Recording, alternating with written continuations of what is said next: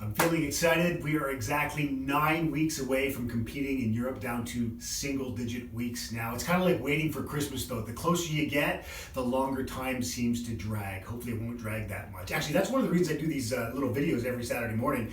It's because it helps me pass time during the week. I think about stuff to say, come down to my gym / garage / basement, and I do a little video. However, it is not morning right now, not that you would know because this is pre-recorded, but it is the afternoon, and there is a reason for that. Number one, I was just too damn tired to wake up this morning. It was rough, and we're going to get to that later because it's been a bitch of a week that way. But the other thing is your body changes throughout the day, and I want to see how much my body changes and show you how much my body changes throughout the day. It changes constantly, hourly even, because I know if I look tonight at my body in the mirror, I'll be holding a lot more water. So we'll get to that too.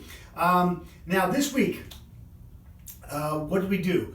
I was starving, like famished on Sunday and Monday, and then it leveled off, and I couldn't figure out why I was so hungry. Then I realized that I changed my cardio. I added 15 minutes to the cardio that I do. Now, it doesn't seem like much, but it actually, when you're at a calorie deficit, it actually is quite a bit. A normal person, and by more normal I mean someone that is not competing, although I don't know if it's normal to compete, probably wouldn't notice it though. You know, like the regular guy that just goes to the gym, you know, a few times a week, probably wouldn't notice the big difference if he just increased cardio by 15 minutes for a couple of days. But I did, and it's been a heck of a week. Okay, so lack of sleep. I haven't had more than 5 hours of sleep a night since probably Monday, maybe Sunday. I did maybe 6 to 7, but I haven't had that. And that's brutal when you're trying to train for a number of reasons. First of all, when you don't get enough sleep, you get a hormone imbalance. And then you start to crave foods, specifically carbs, because your energy is also low. So you want stuff that'll give you more energy. So you're craving carbs. And then on top of that, that voice in your head, that tempting voice that says you want something, it gets louder. I want it, I want it. It's like a screaming little kid. Just put a carrot in his mouth and shut him up. And it gets louder and louder. And unless you've got really good control, you're going to give in. Just a little bit even, and unfortunately I did a little bit this week. What I didn't eat junk. What I did do is or what I didn't do, depends how you look at it, I wasn't as specific in measuring my meals, okay? I might have been, 25 grams for a couple of meals high, but for me that is a lot right now.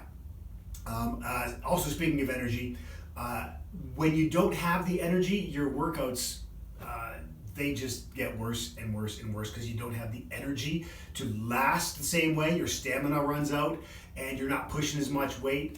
And for some people, it's just too much. It's like, you know what? I'm leaving the gym.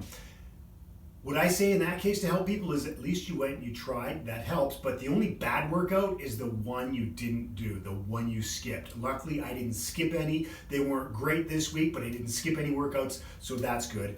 And aside from that, it actually has been really good. I've been trying to,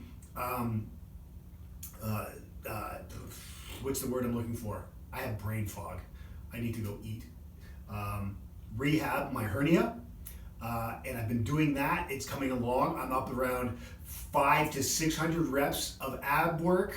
I haven't added any weight yet. I'll do that this coming week when I do some cable crunches. And as an added bonus, because I was doing some rehab with that, I thought, okay, I'll try rehabbing my back. And so far, so good. Fingers crossed. I blew my back out. I've blown it out many times. And in the past week, I thought I'd try doing some hyperextensions. And I started, and the way you rehab, at least I do, and I should do a whole post on this, is you start off with the range of motion that you have, and you just go a little bit of motion, right? And then slowly you build up more range or more reps. So I started doing 3 reps at like a minimal range of motion, and now I'm at 3 sets of 15 at a larger range of motion. I don't have the full range yet, but I do have some. So I'm very happy about that. And now let's see how I look. I'm actually hoping that I didn't get too fat this week because I was a little lackadaisy when it came to measuring my food. So here we go. And it's also the afternoon, so we'll see how much extra water I am holding too for that. So, okay. Now you might not be able to tell, but I can definitely tell that I am holding a little more water through here than normal because it is the afternoon. I'm hoping, right? Yeah, especially right there. I can see a lot more water right there, and around the love handles. Even like this, I can see where the obliques and stuff drop off into the water.